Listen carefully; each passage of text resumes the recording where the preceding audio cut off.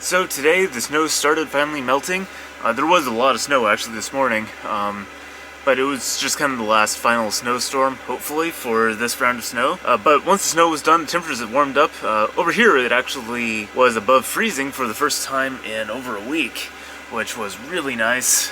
It melted a lot of the snow. The parking lot where I am at now is completely covered in ice, and so that freezing and thawing isn't necessarily a good thing. It just makes the ice a lot more compact and slippery. So we'll see how getting the work vans out in the morning is going to be. But today I drove up to Sedro-Woolley, where my storage unit is, because I got an offer on my car from Vroom for just a little bit less than I owe on it. So if I'm able to accept this offer, I would be able to repay about $10,000 worth of debt immediately, and it would save me about $600 a month. So, of course, I'm going to take this if I can. I drove up there today, and the parking lot for the storage unit was under about a foot of snow, and so I ended up just kind of parking on the street and hiking myself in because all I needed to do was take some pictures. It's an interesting process selling through Vroom. They asked for, of course, the details of the car, what kind of car it is and all that, the condition and all that stuff. And then they wanted pictures of the mileage, the registration, and my driver's license, just so they can confirm that I can actually sell the car to them. So getting this all sorted out has been a bit of a process. So I went to Sedro-Woolley, waded through the snow.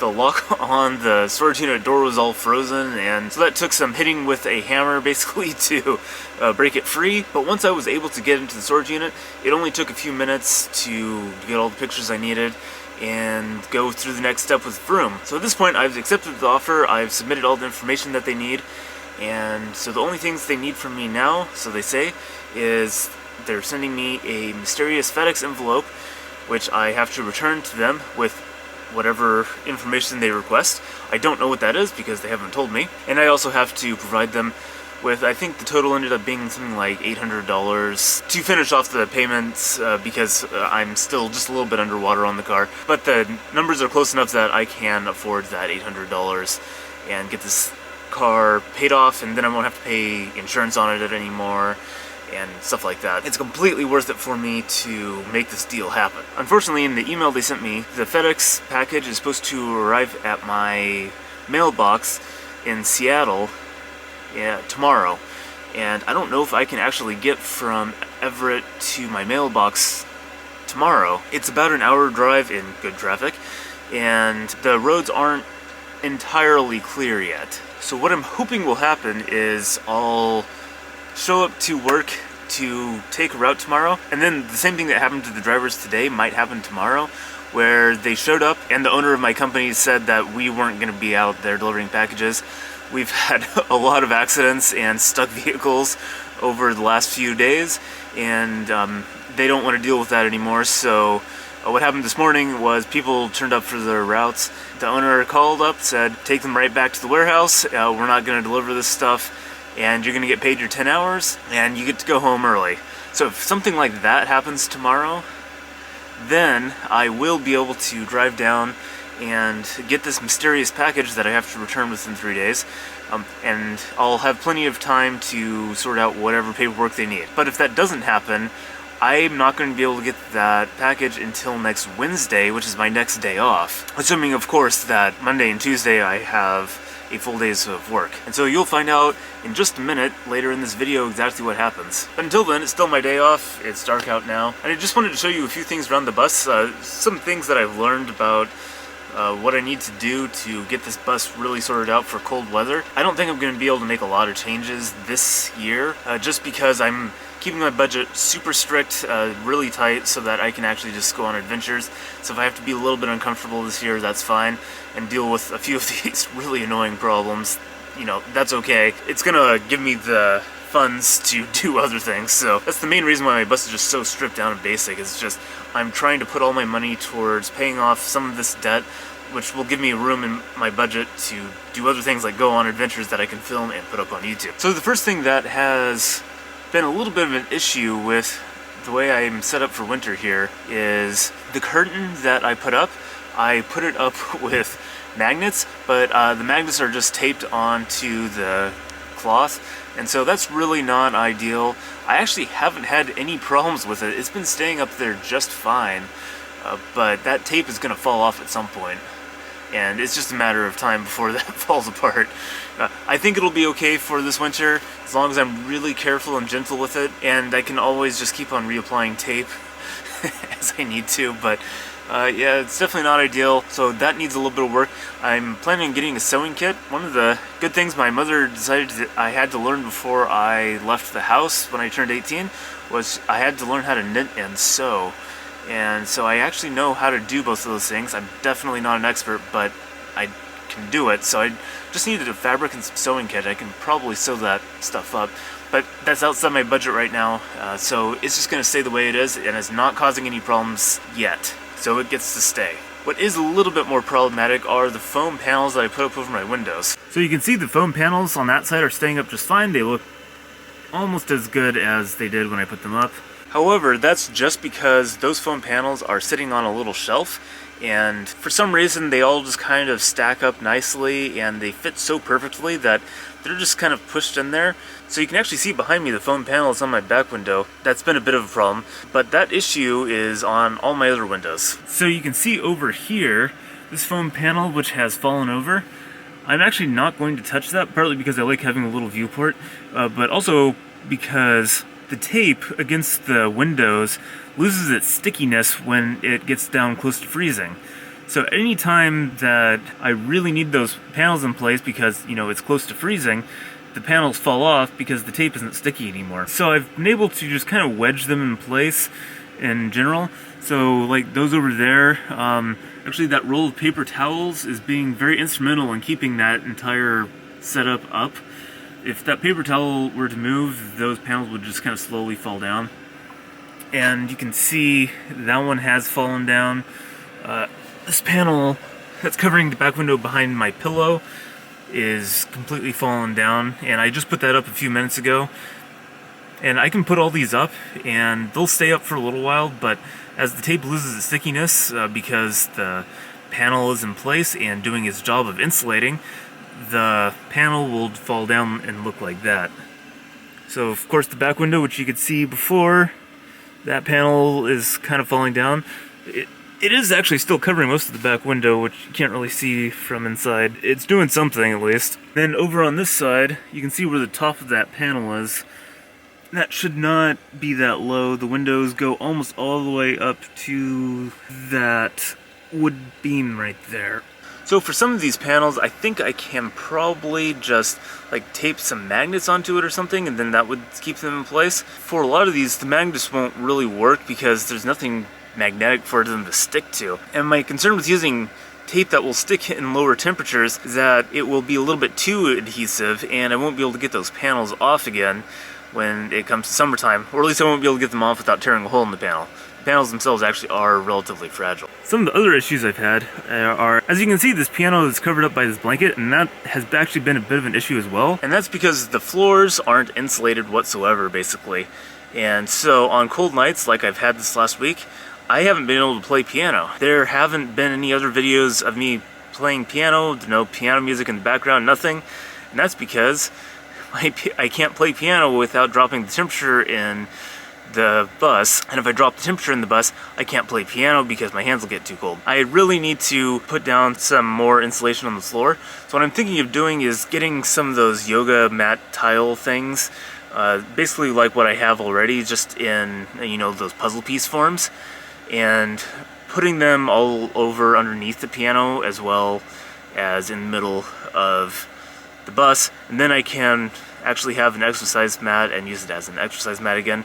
Although at these temperatures there really isn't much need for an exercise mat outside, I would like to keep that as a functional exercise mat and not just taking up space in the middle of my floor. On the other side of my bus, you can see my shelves are a complete mess because I was just driving and they weren't terribly well organized to begin with. This towel is doing the job of blocking off the empty shelf underneath there, and because the bottom of the shelf is basically just the floor, and the floor isn't insulated, so if I block off that area, then the temperatures actually increase quite a bit. You don't get that cold draft coming from the floor on those really cold days. So that towel is doing a really great job, but you know, it's a towel, and I also need to use my towel periodically. That's a little bit of an issue, and in a similar issue, my heater slash toilet slash battery space over here is also on an uninsulated floor. And on these really cold nights, that whole space, you can feel just the breeze coming up from that cold floor, that convection currents. And it's also open to the floor space that's forward, where the towel's covering up. So that whole area does get a little bit cold. So there's a really easy solution to all this, and that is to put doors on my countertop here and cover up all that cabinet space. And then also next to the bed here, I can put more boards that are just like this and fill in this whole area right here, and that would prevent all the drafts that are coming out from underneath the countertop. I need to really just enclose this whole space, and I was also thinking, you know, if I do that, I could also insulate the backs of all the doors and underneath the countertop, and basically have an even smaller insulated space, and that would reduce the amount of volume that I would need to heat by quite a bit. And so that's something that I'm going to have to think about more. The only thing I don't like about it is having all that exposed insulation on the backs of my doors, even in the middle of summer when it doesn't really matter so much. The other issue I'm having is underneath my bed here, you can get a pretty good cold draft coming from, again, the floor underneath the bed. The bed itself is a big, thick piece of foam insulation, so that's not an issue. But the cold draft coming from under here is. As you can see right now, I just basically shoved a bunch of pillows and blankets under there, and that actually solves the problem. It's been just fine since I did that, but obviously not the ideal solution. And then we come to the ceiling. So the ceiling is insulated to some extent. I don't exactly know how much. I think it's like 3/4 inch, maybe 1 inch, something like that. But there is insulation up there.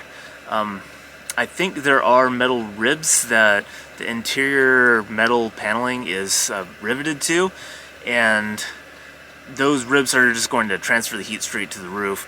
So I don't know how much insulation is actually being provided by the roof in its current state. So what I'm thinking is doing something very similar to what I'm doing on the floor and using foam tiles. I have plenty of headroom. I have several inches, in fact, of headroom. I mean, I think right now there's something like 6'8" of headroom in this thing. It's actually a lot of headroom for a bus that's small. I think, so I can definitely afford to add some insulation to the roof, and the most attractive way to do that would be to, again, use some foam tiles and then attach them somehow with some adhesive. But the reason why I really don't want to do that right now is, first of all, it's not that bad of a problem. It's not as bad as my floor because there is insulation up there, and you can tell it's doing its job to some extent. And also, I need to fix that hatch in the roof. It's a problem, but I can't really do anything about that hatch until summer unless I drive somewhere warm, and that would cost lots of money. And I think it's too long of an adventure for right now, but who knows, we'll see. Maybe I'll win the lottery over the next week without playing somehow. The thing with all these modifications is that they all cost money, and I don't really have much of that, at least not any money that I'm willing to spend on that project right now. And I kind of have things working, and you know, those super cold days, they just don't last that long here. And it does mean there's going to be some areas of the country that I just can't go to in the middle of winter, but you know, I think it's worth the trade-off for now. Of course, I do realize that I could undo all the rivets on the roof and take all that metal paneling down and do just a complete renovation of the interior here, but it doesn't really work with my future plans. It'd be a lot of time and money investment, and when you start getting stuff like that, the bus stops being livable while, you know, those types of renovations are going on. So I don't think I'm going to go that route. I think I'm going to leave the paneling all in place, and it all seems to work for now on the inside anyway, so it's just going to stay where it is. Also, we're back to basically normal winter temperatures for this area right now, so it's basically right around freezing, plus or minus a little bit, and it's 22 degrees in here, Celsius, so that's about 71 degrees, I think, Fahrenheit, something like that, just over 70. That's plenty warm for me. At night I turn the heater down and it's fine. So I think what I'm going to do tonight is just play piano, because it's actually warm enough to do that right now. And I don't know when this next clip is going to be, but it's going to be either tomorrow or this weekend. I don't know. So the good news is I got off work early today, so that means I can go down and collect my packages. I can get that FedEx package so I can get that car sold. And I think everything can actually happen on time now because it's all done so early. So I'm really happy about that. Well, I made it off work and I picked up my packages, drove up here to the campground, and I noticed there's this weird whirring noise coming from back here. Seems to be coming from this thing here. It's not supposed to be hooked up, so I don't know exactly what's causing this. So I think there must be a switch in here that controls this sign and tells it when it's closed, so it shuts the motor off. What you can do is pull this out, automatically retracts, and it shuts off. So when I just pulled it out a little bit like that, it turned itself off. Very weird.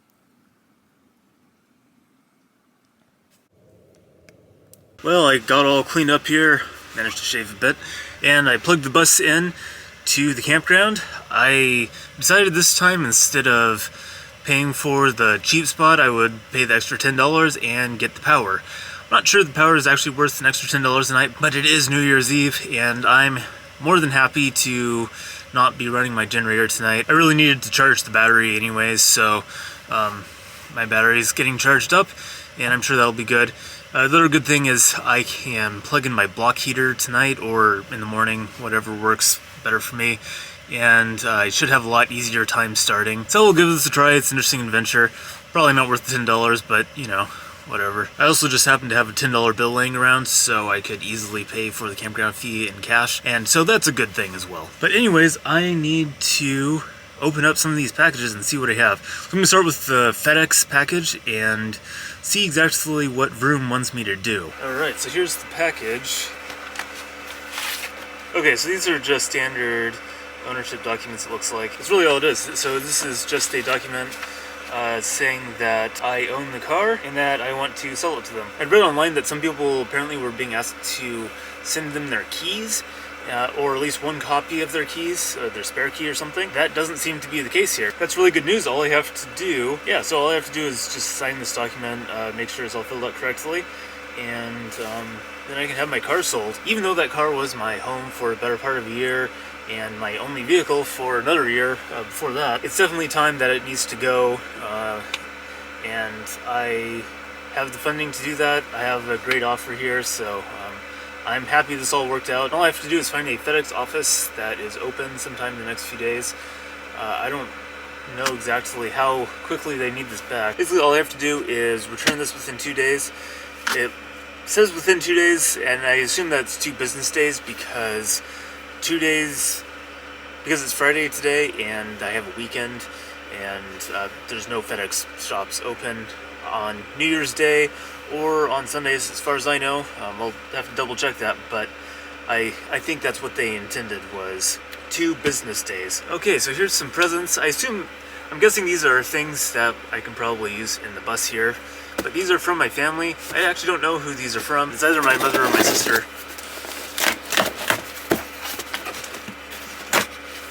These are socks. Excellent. In crazy colors. And then, see, this is an enormous box, which is about 4 feet tall. And it's actually really heavy too, so let's see what's in this one. So apparently I didn't have enough kayaks in my life, so my sister got me a inflatable kayak. Just a simple, inexpensive one. It's actually kind of nice. It'll fit in my bus and I can use it. I kind of wish I had this when I was exploring Okanagan County last spring. It would have been perfect. Okay, so I have my FedEx envelope here, and it looks like there's a 24-hour drop box here somewhere at the FedEx office. So we'll stop by and see if we can find it.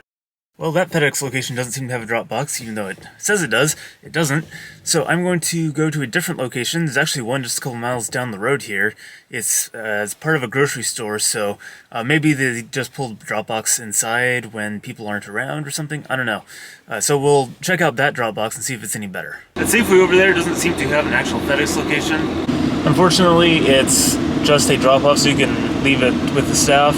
And the reviews of doing that are extremely bad, so I'm not going to do that. Looks like my next opportunity to get that package mailed off would be Monday, so there are 2 days, must be 2 business days. There's just no other way to do this. On the plus side, I was looking at the map of FedEx locations, and there happens to be one right next to work, so I'll probably just walk over there on Monday and drop off the package, and that should work perfectly. Okay, so we finally made it to a Monday, and there happens to be a FedEx Drop Box next door, so I'm going to go over there and drop it off. I needed to go to the grocery store anyways, so I'm not going to walk, and I don't think I can really walk in this stuff. The parking lot is just super icy and slushy, and the sidewalks are as well. So I'm just gonna drive. The FedEx parking lot was about 50% handicap spots, and all of them were way too small for my bus, which is a little unusual. Even people driving things like Priuses and just regular mid-sized sedans are having troubles finding parking in there. So I'm gonna have to find a different place to drop off my FedEx package. You know, it's these little things that always get you. It's always just finding somewhere to do that. It's always just the biggest challenge. And so finally, after 2 days of searching and 4 different stores, I did find a FedEx store that is open and has parking. So I can drop off this package and it's gonna be perfectly on time. But I'm really excited to get this car sold and save that $600 a month. Package is dropped off. They conveniently had a package drop box just inside the door, so I barely even had to go inside, and that was easy, finally. So I just have one more piece of paperwork I need to fill out, but that's going to be done online, and then I will have all the paperwork done for the car. All they have to do is send someone out to come pick it up, and of course they look over the car and make sure it's in the condition that I said it's in. And I think that should go okay. I'm not too worried about that. I'm just a little bit worried about scheduling a time for someone to come out and pick up the car. There's really only 2 days a week that I can even get up there, and hopefully those 2 days work for whoever's shipping the car.